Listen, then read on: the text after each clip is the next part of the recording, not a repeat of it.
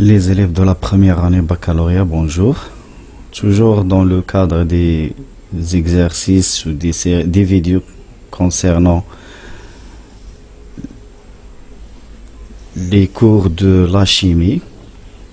Dans cette vidéo, on va traiter les réactions d'oxydoréduction. Donc, avant de traiter une série d'exercices, on va rappeler l'essentiel de ce chapitre. Premièrement, définition. Donc, qu'est-ce qu'une réaction d'oxydoréduction? Donc, une réaction d'oxydoréduction est une réaction qui met en jeu un transfert d'électrons entre deux espèces chimiques. Par exemple, la réaction suivante, où au cours de cette réaction, le fer se transforme en Fe2+, donc les atomes de fer ont perdu 2 électrons, et Cu2+ se transforme en Cu. Donc les ions Cu2+ ont capté ou gagné des électrons, 2 électrons pour se transformer en atomes de Cu. Donc dans cette réaction, il y a un échange ou un transfert d'électrons entre les atomes de fer et les ions de cuivre 2. Donc, dans cette réaction, on parle d'oxydoréduction. Donc, il y a une oxydation et une réduction. Qu'est-ce qu'une oxydation? Donc, tous nous savons que les métaux, le fer, le cuivre, l'aluminium s'oxydent. Donc, les métaux s'oxydent pour donner des cations. Donc, pour mémoriser ces définitions, on commence par l'oxydation des métaux. Donc, les métaux s'oxydent pour donner les ions ou les cations. Donc, l'oxydation, la réaction d'oxydation, est une réaction au cours de laquelle le réactif cède aux pertes des électrons. Donc, le fer, lorsqu'il se transforme en Fe2+, il s'oxyde. Donc, il perd des électrons. La réaction d'oxydation, c'est une réaction au cours de laquelle il y a perte des électrons. Donc Fe, l'oxydation de Fe donne Fe2+ plus 2 électrons. Donc au cours de cette réaction, il y a libération de 2 électrons. Donc c'est une oxydation. La réduction, c'est l'inverse. La réaction de la réduction est une réaction au cours de laquelle un réactif capte ou prend des électrons. Par exemple, Cu2+ plus 2 électrons. Alors, donc Cu2+ a gagné 2 électrons et il a subi la réduction. Donc, Cu2+ qui a subi la réduction, c'est un oxydant. Donc, d'après les définitions de la réaction et la réaction d'oxydation et la réaction de réduction, lorsqu'on parle d'un oxydant et le réducteur, on inverse les définitions. Donc, un oxydant est une espèce chimique susceptible de capter des électrons. Un oxydant, c'est une espèce chimique susceptible de capter des électrons. Donc, Cu2+, c'est un oxydant. Fe, c'est un réducteur. Un réducteur est une espèce chimique susceptible de céder ou libérer des électrons. Donc, un oxydant, c'est une substance capable de capter les électrons. Un réducteur, c'est une substance capable de libérer ou céder les électrons. Passons maintenant aux couples OX-RED ou les couples redox. Donc, un couple OX-RED ou un couple oxydant-réducteur est formé de 2 espèces chimiques. L'une joue le rôle d'un oxydant et l'autre joue le rôle d'un réducteur. Donc, ces 2 espèces chimiques sont conjuguées. Qu'est-ce que ça veut dire? C'est l'oxydant réagit, il donne le réducteur conjugué. Et c'est le réducteur conjugué réagit, nous donne l'oxydant conjugué. Donc, ces 2 espèces chimiques, l'une se transforme en l'autre par un transfert des électrons selon une demi-équation. Donc, cette écriture s'appelle la demi-équation. Donc, l'oxydant, lorsqu'il capte un ensemble d'électrons, se transforme au réducteur conjugué. et le réducteur se transforment en oxydant conjugué en libérant un nombre des électrons. Exemple.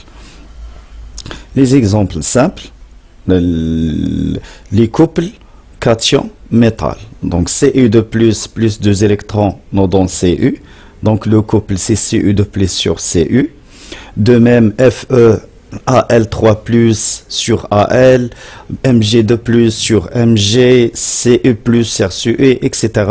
Donc les couples cation métal. L'autre type, c'est les couples cation-cation. Donc le cation qui a une charge une plus grande charge, plus un ensemble des électrons, nous donne le cation qui a la charge, la petite charge. Donc Fe2 plus un électron nous donne Fe2. Donc le couple c'est Fe2 sur Fe2. Autre exemple, c'est les couples cation molécules. Donc 2H plus 2 électrons nous donne H2. Donc le couple c'est H sur H2. Autre exemple, molécule ion. Donc H2I2 sur I-. Voilà un ensemble des exemples des couples oxyrèdes simples. Passons maintenant au couple oxyrède où l'élément commun est lié à l'oxygène. Donc comment équilibrer cette demi-équation. Donc les étapes à suivre pour ajuster une demi-équation dans un milieu acide. Donc premièrement, assurer la conservation des éléments autres que H et O. يعني تنوازن les atomes الآخرين من غير H ou O. Ajuster l'élément oxygène avec des molécules d'eau. Donc on ajoute des molécules d'eau d'un nombre égal au nombre des atomes d'oxygène nécessaires pour ajuster l'oxygène.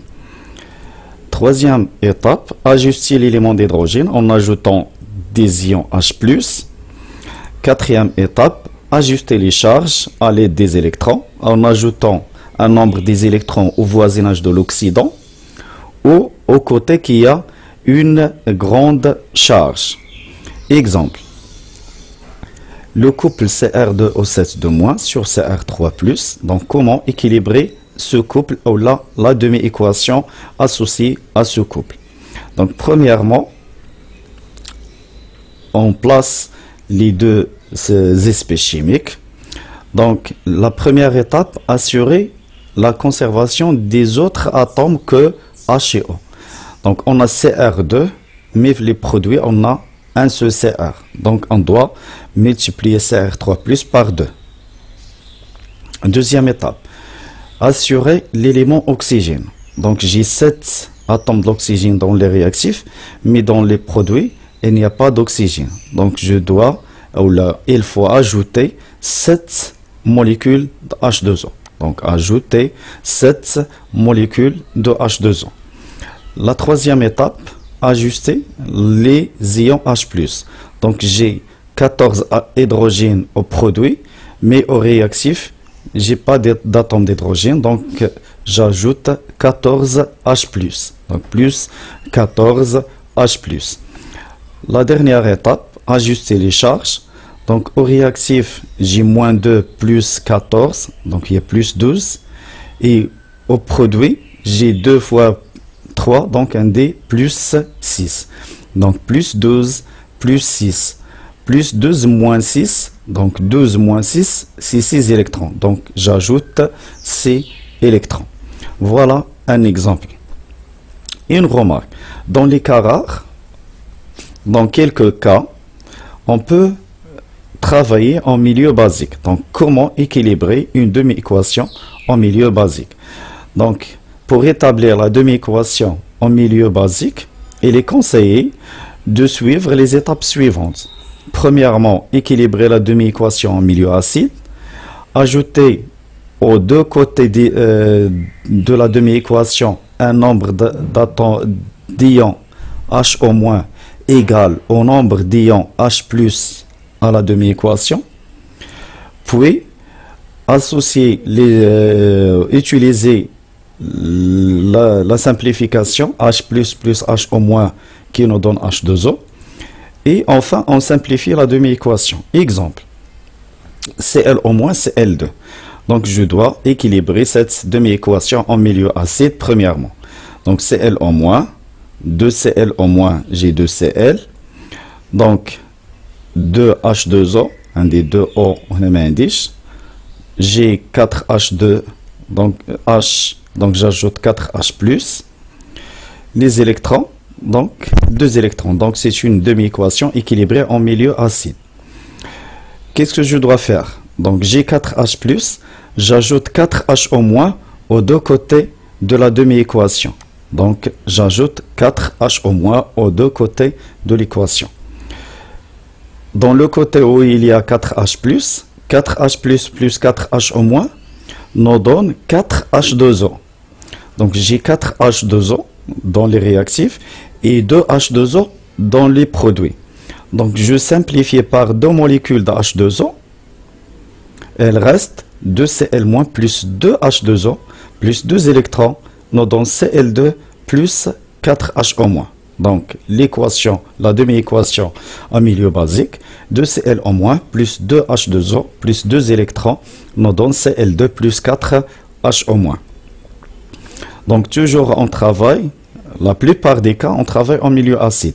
Mais des cas rares, on travaille en milieu basique. Dans ce cas, on doit suivre les étapes, ces étapes pour équilibrer une demi-équation. L'équation d'une réaction d'oxydoréduction. Donc, la réaction d'oxydoréduction s'effectue entre un oxydant d'un couple et un réducteur d'un autre couple. Donc, comment écrire une équation bilan? Donc, premièrement, écrire les demi-équations en mettant les réactifs à gauche. كنبداو بلي réactifs. مثلا عندي l'ox 1 va réagir avec RED 2. Dans la demi-équation 1, je commence par OX 1.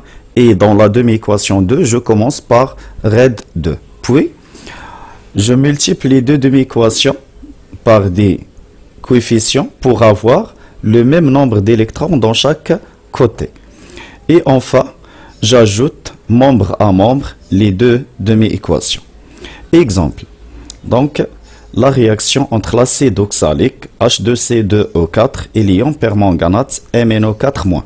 Les couples participants MnO4- sur Mn2+, et CO2 sur H2C2O4. Donc, quels sont les réactifs? C'est H2C2O4 et MnO4-. Donc, pour écrire les demi-équations, je dois commencer par H2C2O4, la demi-équation 2, et MnO4- la première demi-équation. Donc, la première demi-équation, MnO4- Mn2+. Donc, manganésé équilibré. Donc, j'ajoute 4H2O. Donc, 4H2O. Donc, j'ai 8H+. Donc, j'ajoute 8H+. Les charges, moins 1 plus 8, donc plus 7. Dans les produits, j'ai plus 2. Plus 7 plus 2. Donc, 7 moins 2, donc 6, 5. Donc, 5 électrons. L'autre demi-équation, l'acide oxalique, nous donne 2 CO2. CO2 fois 2 pour équilibrer le carbone. L'oxygène 2 fois 2, 4, 4, donc est équilibré.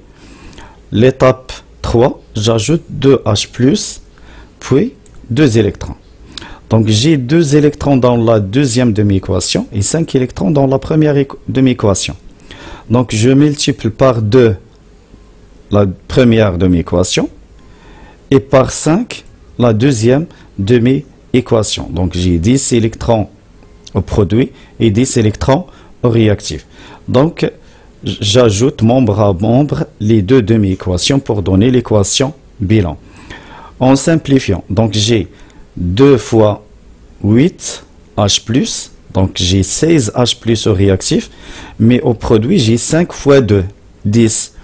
Donc 16, 10, on simplifie par 10, il reste 6H+. Donc l'équation bilan, 2MnO4- 5H2C2O4 plus 6H+. 6H+, 8 fois 2, 16, et 5 fois 2, 10. On simplifie par 10, donc nous donne 2Mn2+, plus 10CO2 plus 8H+. H2O. Voilà les gros lignes dans ce chapitre. Donc on passe maintenant à la série. L'exercice 1.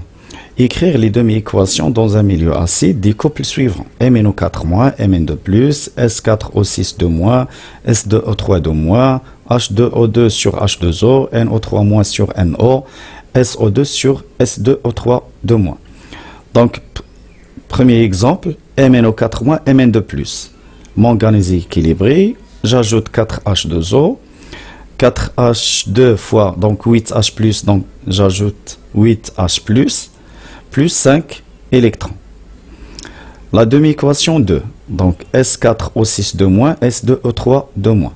Donc, je dois équilibrer le soufre premièrement, J4, et ici j'ai 2S. Donc, 2 fois 2, 4, 2S2O3-. Les charges, j'ai 2 moins, et 2 fois 2, moins 4, donc moins 2, moins 4, donc moins 2, moins 4, donc j'ajoute 2 électrons pour avoir moins 4, moins 4. Troisième exemple, H2O2, H2O. Donc l'oxygène, j'ai 2, donc je multiplie par 2, j'ajoute une autre molécule d'H2O. L'hydrogène, 2 fois 2, 4 et 2. Donc, il reste à ajouter 2H+.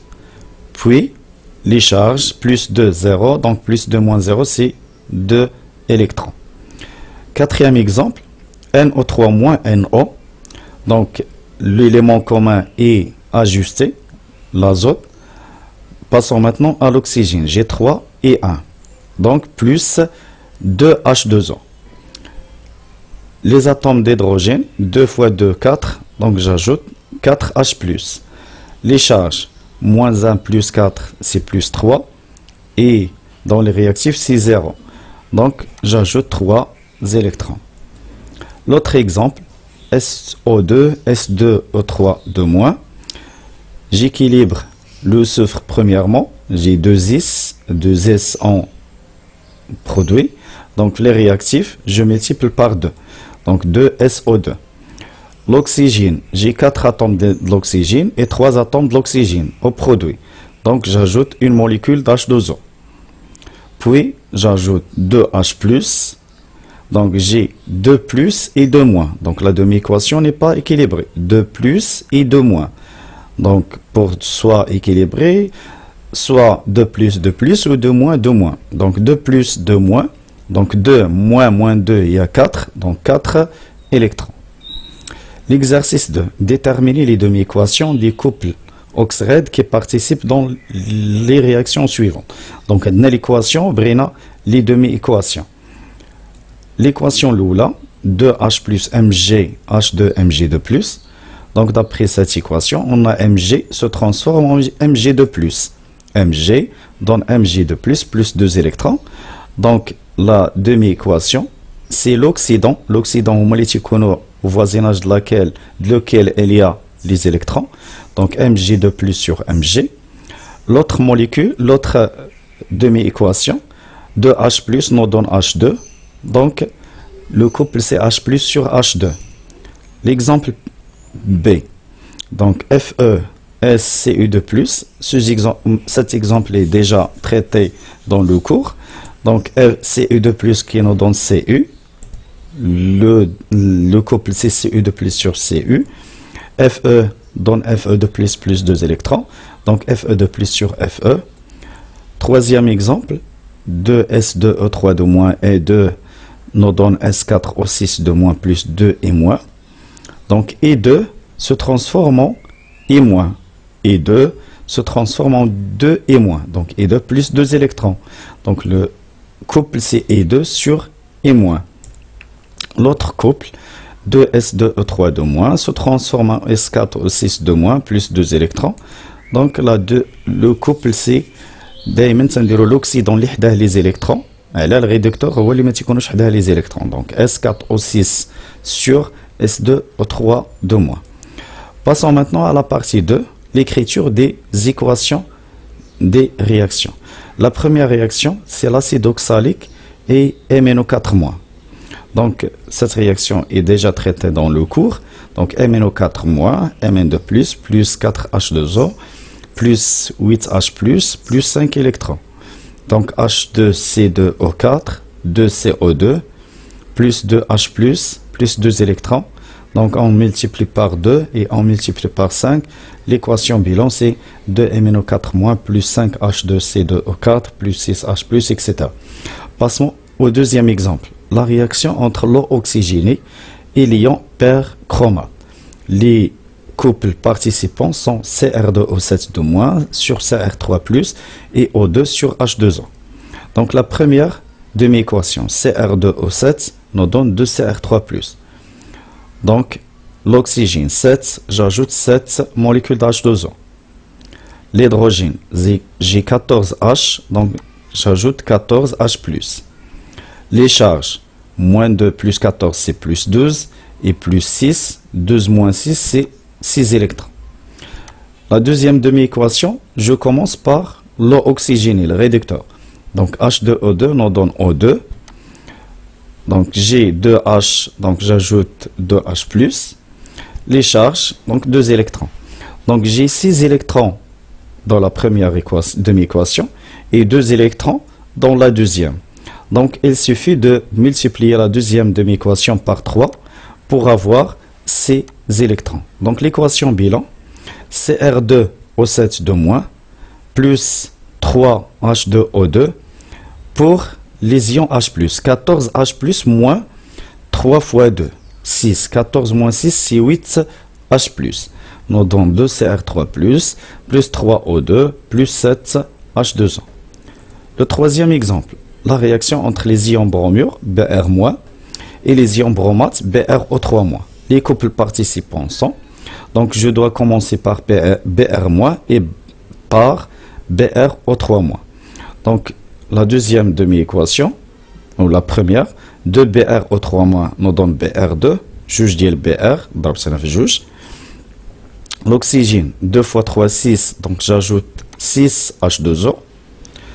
L'hydrogène, 6 fois 2, 12, donc j'ajoute 12H+. Les charges, j'ai 0, et non, moins 2 plus 12, donc plus 10, donc j'ajoute 10 électrons. La deuxième demi-équation, donc Br- nous donne Br2. Donc je dois multiplier Br- par 2. Les électrons, 2 électrons. Donc j'ai des électrons et 2 électrons dans la deuxième équation, demi-équation.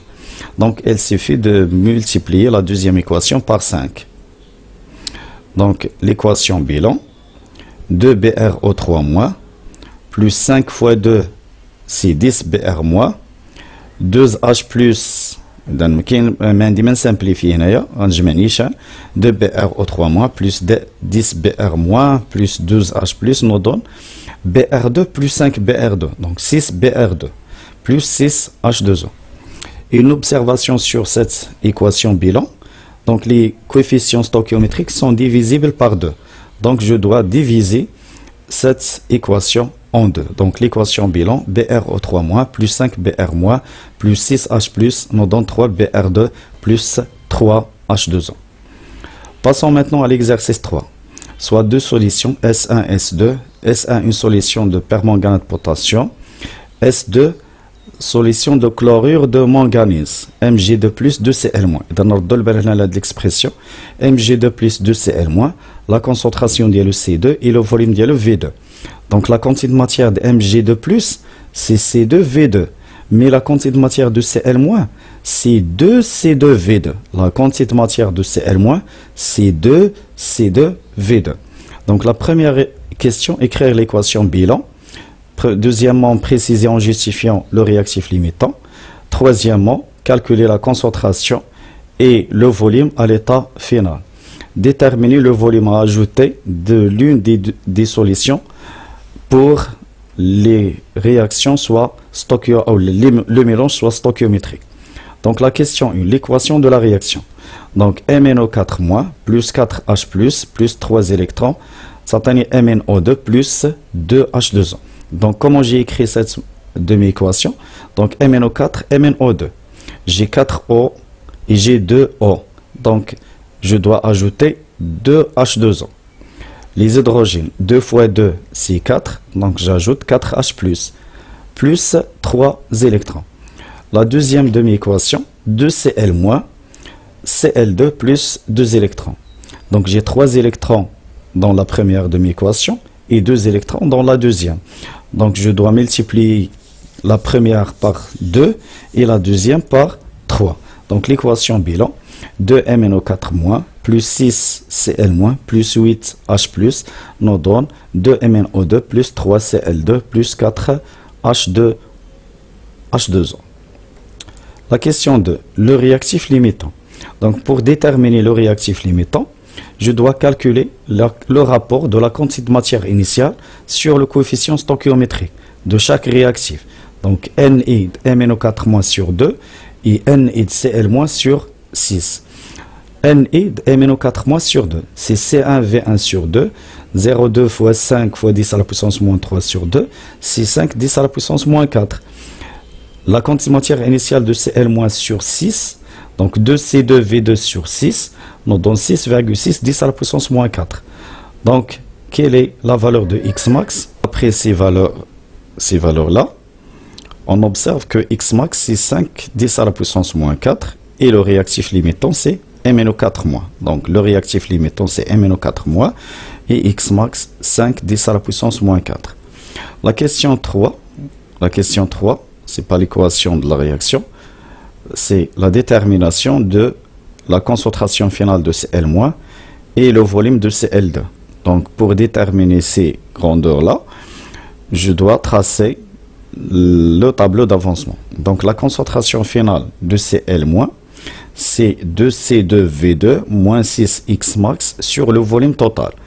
Donc, 2C2V2 moins 6Xmax, c'est la quantité de matière. Donc, la concentration, c'est 2C2V2 moins 6Xmax sur le volume total. Donc, Cl-, N fait la de Cl- sur V1 plus V2, 2C2V2 moins 6Xmax sur V1 plus V2. Le volume de Cl2.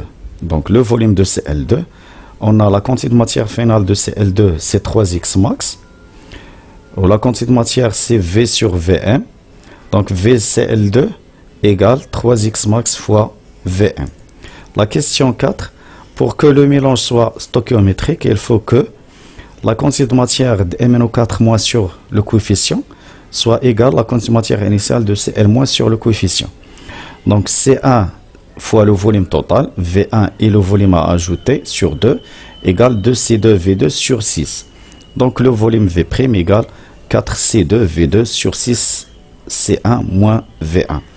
Voilà quelques exercices d'entraînement sur les réactions d'oxydoréduction. Merci pour votre attention.